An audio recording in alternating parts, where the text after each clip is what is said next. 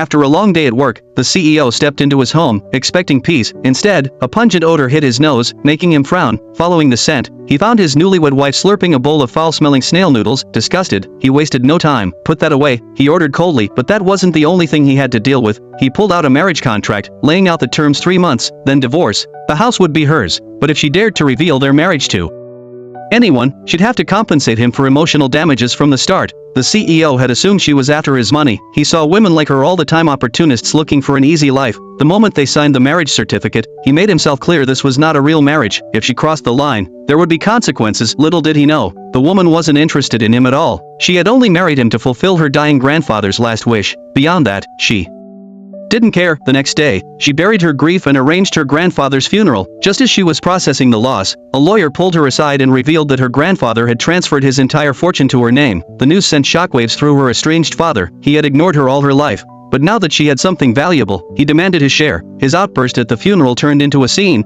one that the CEO happened to witness when he arrived to pick her up. Watching the chaos unfold, the CEO realized just how messy this woman's life was. A greedy father, a dramatic family wanted no part in it. After handling the inheritance, the woman moved into his house. However, the housekeeper, unimpressed by her cheap clothing and ordinary presence, assumed she wouldn't last, treating her with barely concealed disdain. The housekeeper left on vacation, casually telling the woman to handle dinner herself. Alone in a massive house, she settled for her favorite snail noodles, only for the CEO to walk in unexpectedly. Caught off guard, she shoved the bowl aside. Without hesitation, the CEO placed the marriage contract in front of her. The message was simple: they would go their separate ways in 3 months. Reading the document, her anger simmered. She wasn't after his wealth, she didn't need it. Her inheritance was more than enough for a lifetime of comfort. Without arguing, she signed the contract. 3 months would pass in a blink. The peace didn't last long. One morning, just as she was leaving for work, her father appeared at the doorstep again. This time, he demanded everything, every last penny of her grandfather's estate. But she wasn't the same helpless girl he had abandoned years ago. She refused. Furious, he raised his hand to strike her, but a colleague arrived just in time, stopping him in his tracks. Embarrassed, her father backed down, but the greed in his eyes hadn't faded. Later, egged on by his new wife and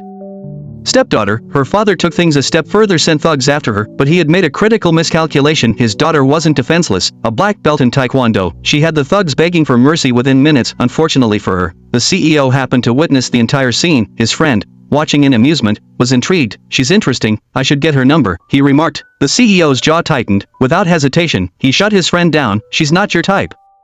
His friend smirked. "Oh, then is she yours?" The CEO answered by kicking him out of the car. Later, something gnawed at him. The luxury car she had been driving, it didn't make sense. Suspicious, he ordered his assistant to find out who it belonged to. When the results came back, they surprised him. The car wasn't hers, it belonged to the eldest son of the Su family. She wasn't struggling, she wasn't desperate. Then why had she agreed to the marriage?